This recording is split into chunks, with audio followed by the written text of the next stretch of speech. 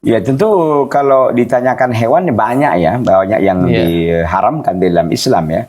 Tapi yang jelas kalau kita lihat dalam surah Al-Maidah ayat yang ketiga itu, hurrimat alaikumul maitatu waddamu wa lahmul khinzir wa ma uhilla li ghairillah wal munkhaniqatu wal maqudatu wan natihatu wal mutaraddiyatu ya dan seterusnya itu. Allah Azza wa Jalla mengatakan hurrimat alaikumul maitah, diharamkan kepada kalian bangkai. Berarti bangkai tidak boleh ya. Kemudian waddam, darah, walahmul khinzir, daging babi, wa ma uhilla li ghairillahi bi, dan apa yang disembelih tapi tidak menyebut nama Allah Subhanahu wa taala dan seterusnya gitu kan. Ada yang dicekik, ada yang dipotong, ada yang dilempar, ada yang ditanduk, ada yang dipukul. Ini bentuk-bentuk yang hewan-hewan yang tidak bisa kita makan meskipun asalnya adalah halal gitu karena penyembelihan tidak benar.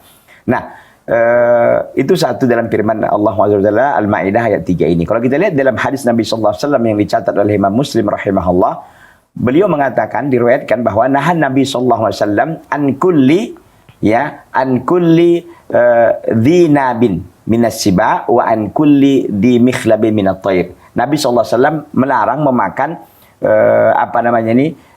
hewan yang bertaring dari binatang buas dan begitu juga burung yang mempunyai cakar.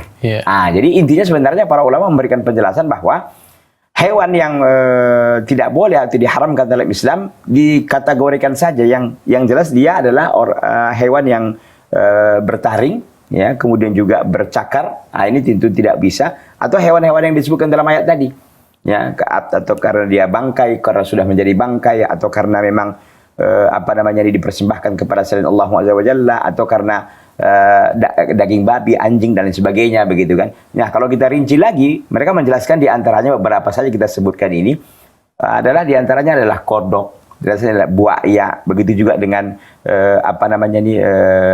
bekicot dan lain sebagainya. Ini bangkai-bangkai yang memang hewan-hewan yang dilarang di dalam Islam, termasuk juga burung hantu ya, termasuk juga hewan-hewan yang memang menyijikkan, ular ya dan lain sebagainya, ini tidak dibenarkan dimakan di dalam Islam. Tapi intinya tadi itu, kembali kepada kategori tadi itu, kata Nabi SAW yang bertaring atau yang bercakar.